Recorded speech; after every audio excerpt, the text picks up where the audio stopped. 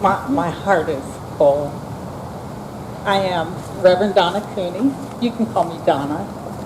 And I serve the United Church in St. Augustine, which is a church affiliated with two denominations, the Disciples of Christ and the United Church of Christ. We share our space with the Society of Friends, which is also known as the Quakers. So we have a lot going on in here. We are also cousins with the Unitarian Universalist, most notably in creating the Our Whole Lives curriculum, which is a spiritual study of human sexuality from birth and beyond.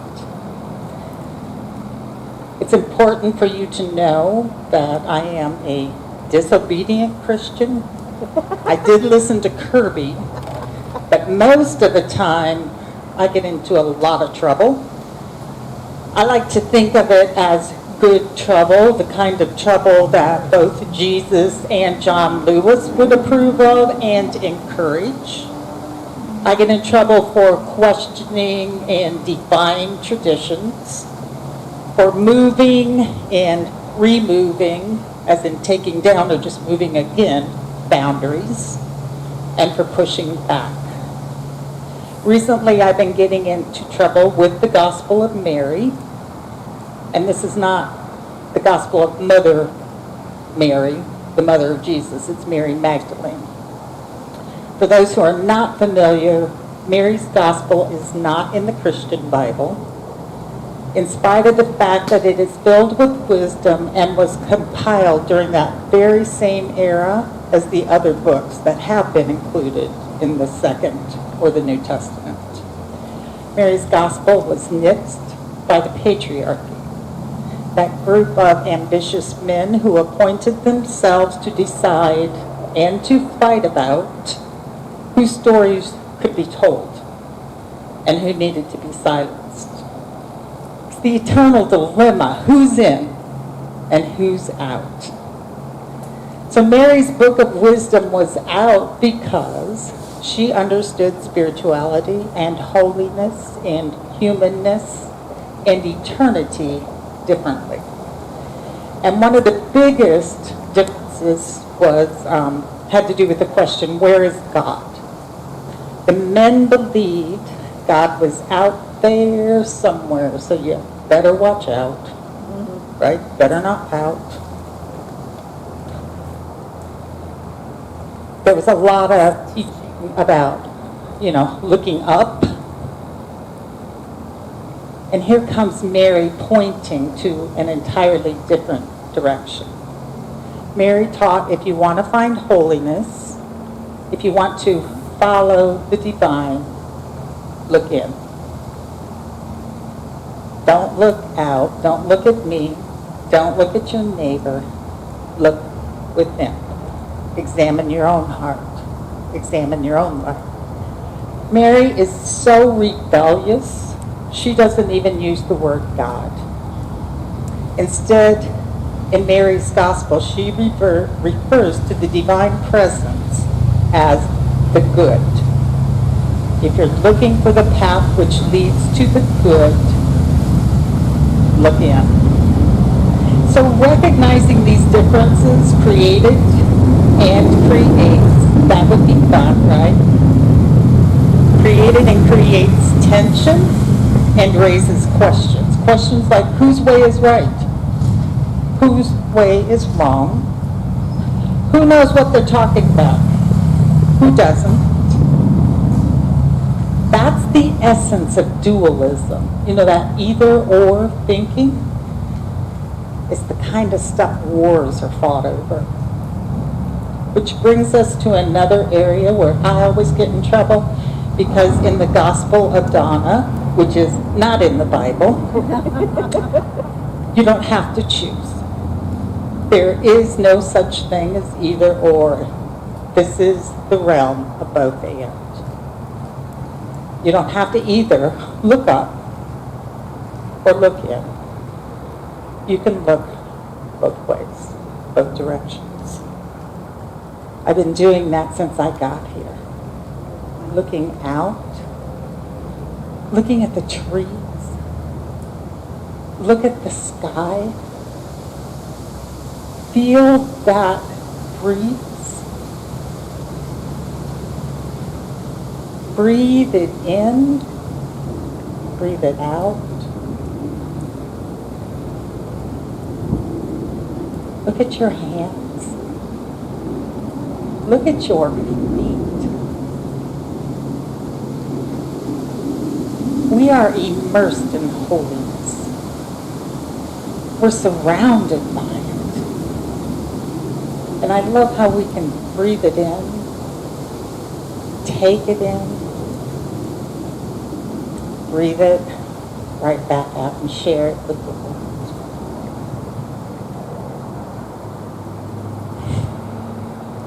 Our breath is a gift. The breeze is a gift. We are surrounded by the fullness of life. We're surrounded by the seeds. I was looking for flowers. I'll bet there are some. We're surrounded with trees that reach up, and also with roots that go way, way down into the darkness and sustain, that they balance and hold the earth in place. And they also breathe and bring new life. Miracles. Holiness abounds.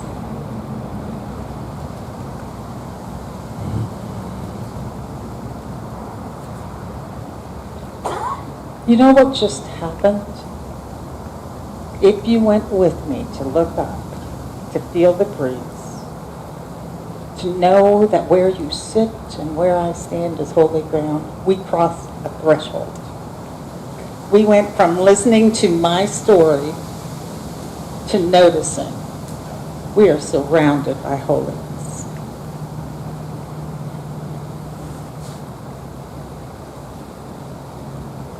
Thresholds play an incredibly important and powerful role in our lives. Typically, I understand them as having three different parts. Thresholds have an end and a beginning, and then there's that space in between. That's a liminal space in between where you know something's ending and something's beginning, but you haven't quite stepped into the new thing yet. Liminal space is a place of unknowing, uncertainty. So I have a question. Where are you right now? You don't have to answer me. This is a time to look in. Do you have a sense that something is ending and something new is beginning? Do you have a sense that you're in that liminal space where you know something's ending, but you're not quite sure what might be beginning?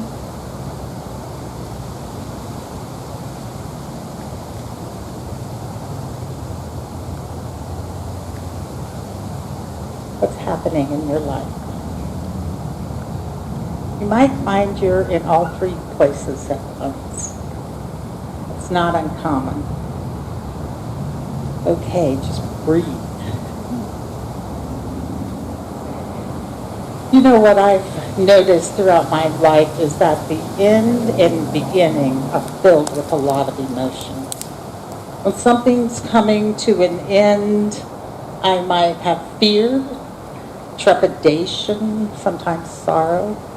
And when something new is beginning, there's joy, anticipation, excitement. And then there are those places in between, those liminal spots where I know something's going to happen, but it hasn't happened yet. I don't know about you, but sometimes those liminal spaces, I don't want to be there. I don't want to go there because they're filled with uncertainty. They're filled with unknowing. And that doesn't just happen to us as individuals. It happens to us as a people. These are collective and individual experiences. Liminal spaces are filled with power, potential, and promise. That's why they're important to notice. They can also be extremely uncomfortable. I think of them as the space of the not quite yet. I know something's going to happen, but I just haven't stepped into it yet.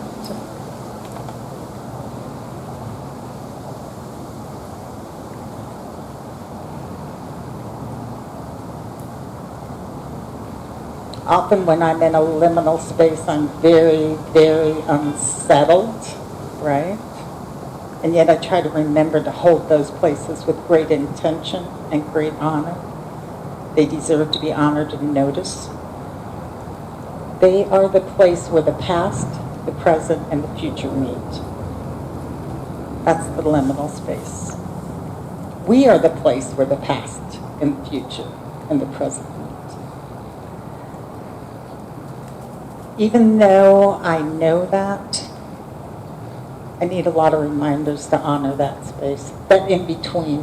When I know something new is about to happen, I know something else has just come to an end, I need a lot of reminders to honor that space, because I'm a busy woman. I got stuff to do, right? I got the whole world to change. There's a lot of work that needs to be done, especially if you're going to transform the spirit. Not only am I busy, but I am the most comfortable when I know what's going to happen next. I don't do well in those places of uncertainty. I don't do well in those spaces of waiting. They unsettle me. I much prefer to have a plan.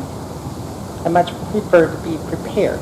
I much prefer to know what's next. That's me trying to control everything. Aren't you glad you don't have that problem? Aren't you glad you're not me? I don't like waiting. I don't like not knowing. Not even sure I like that place where the past and the present and the future meet. And then I remember I'm a person of faith. That liminal space is where my faith begins and my insecurities and my fears end. And that's the place where the wisdom of Mary speaks to me. Page 9 of Mary's Gospel, there is a story about the disciples who are sitting in a liminal space. They just witnessed the end of Jesus' life. They're well aware that if the movement is going to continue, somebody's going to have to get up and do it. Someone's going to have to walk forth and share that good news which got Jesus into so much trouble. So the disciples came together and they locked themselves in a room and they were trying to figure out this liminal space. What are we going to do next? Something has just ended. Something new is about to happen. How are we going to make it happen?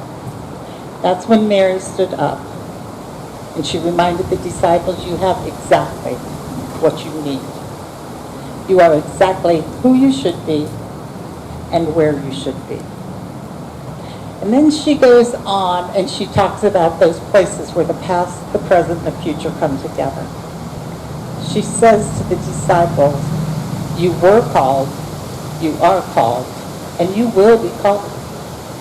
And you have been prepared, and you are prepared, and you will be prepared. It is a continuous, unending process. We don't stay in any of those spaces very long. There's nothing stagnant about life. There is a time and a place for everything. That includes endings, new beginnings, and those uncomfortable liminal spaces between. What was true then is true now. You are exactly who you should be and need to be, and you are exactly where you should be and need to be.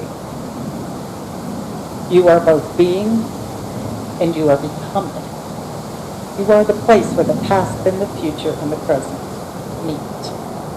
You are blessed, you are blessings, and you will be blessings. So go on out there, cross that threshold, get into some good trouble, and be it.